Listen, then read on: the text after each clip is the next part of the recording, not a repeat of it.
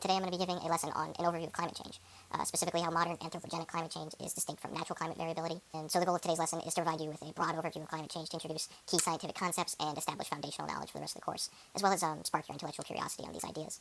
So like I said, we're going to distinguish natural climate variability from modern anthropogenic climate change, and we're going to analyze the evidence supporting climate change being driven by humans, as well as evaluate the major consequences of climate change and the social implications that come with that. And we'll end with a short group presentation where everyone's going to give a short presentation on a consequence of climate change. Here's our learning objectives for today. So like I said, we're going to distinguish natural climate variability from anthropogenic climate change. We're going to explain the enhanced greenhouse effect and the role of fossil fuels in altering atmospheric composition. We're going to analyze and interpret some climatic data sets, and we're going to evaluate some consequences of climate change. Just to start, I want to start with a small group discussion. So within your groups, ponder these questions, consider them, and talk about them, and then we'll bring it back for a whole class discussion.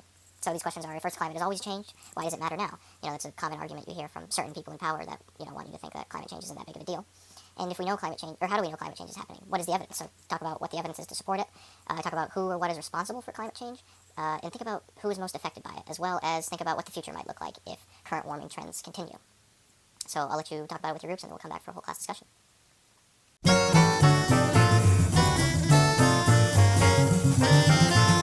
Okay, so let's get into natural climate variability.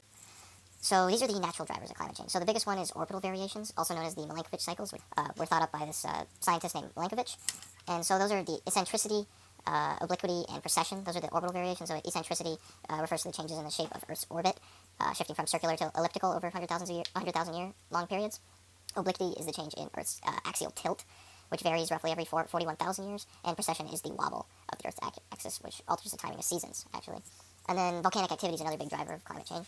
So volcanoes, they spew ash into the air, and that can have really big impacts on climate because, ash changes the amount of solar radiation that is reaching the Earth, because if there's a lot of ash in the air, the sunlight might be reflected by the ash.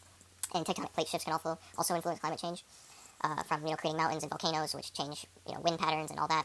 And then solar fluctuations, so the sun, fluctuates the amount of solar energy that reaches the Earth, which can change the climate as well. And how do we know about these past climates? It's through ice cores. So scientists go to Antarctica or Greenland, and they drill a core of ice from the ice sheets there. And these ice cores, they actually preserve a layered climate record because they're trapping air bubbles. And these air bubbles are from hundreds of thousands of years ago. They go back up to 800,000 years. And so we don't need to get into the specifics of it, but the ratio of these oxygen isotopes basically leaves a distinct signature that scientists are able to use to recreate past atmospheric compositions. So this is a graph from NASA of CO2 concentration over the past 800,000 years based on those ice core data. And as you can see, CO2 concentration is much higher than it has been for the past 800,000 years. And these fluctuating CO2 concentrations are actually representing these interglacial cycles that we've seen over the past millions of years, where Earth fluctuates between ice ages and interglacials where there's less ice.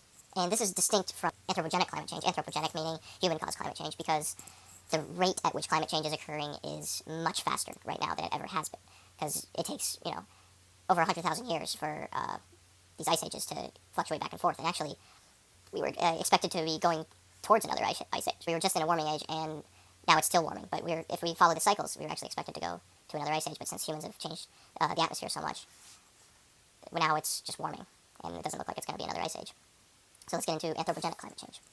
So fossil fuels are what is the primary cause of climate change, the combustion of fossil fuels. So fossil fuels are like oil, coal, and natural gas.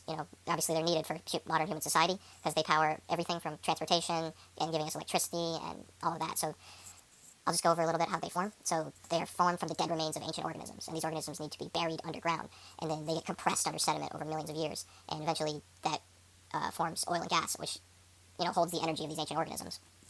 And so that's how we power society. And greenhouse gases are what keep the heat and keep our climate, at a suitable level for life. So they're very important because they absorb and re-emit heat radiation, keeping the climate stable. So major greenhouse gases are carbon dioxide, methane, nitrous oxide, water vapor, and ozone. And carbon dioxide is definitely the most important one because it accounts for the largest proportion of greenhouse gases. And so the greenhouse effect is what is keeping Earth's climate suitable for life. And it's actually really important because without the greenhouse effect, we would be on an ice planet because we need heat to be trapped in the atmosphere in order for our climate to be the way it is. But what's happening is humans are releasing more greenhouse gases than is natural, and we're getting this, what's called the enhanced greenhouse effect, where more greenhouse gases are trapping more heat and causing the planet to warm at a faster rate than would ever be natural. Okay, so for this next activity, I gave you an Excel sheet, and I want you to create graphs of the following. So it's going to be global fossil fuel consumption, atmospheric CO2 concentration, and global average temperature. and this is over the past couple hundred centuries. So you're going to click on the Excel sheet, you're going to go and select the data. So we got the year on one side, and for global fossil fuel consumption, it's in terawatt hours. You're going to make a scatter plot, and I want you to repeat that 3 times for all 3 of the different data sets.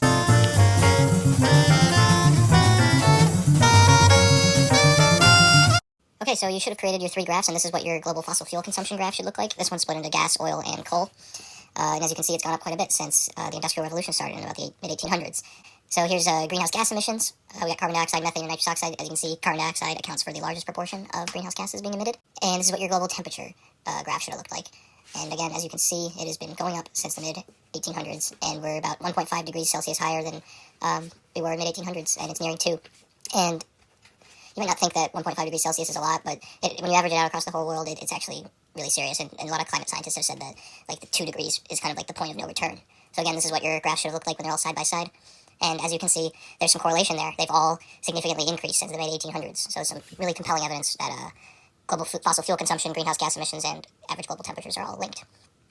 All right, so let's talk about the consequences of climate change. So there's going to be an increased frequency of extreme weather events like hurricanes and flooding.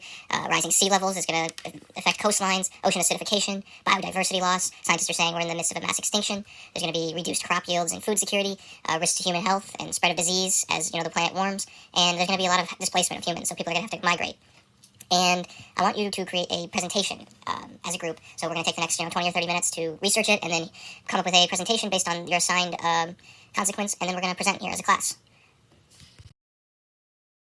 So for our summative assessment of the day, I'm going to assign each of you a consequence of climate change, and in your groups, you're going to create a short presentation, and here are the guidelines for that.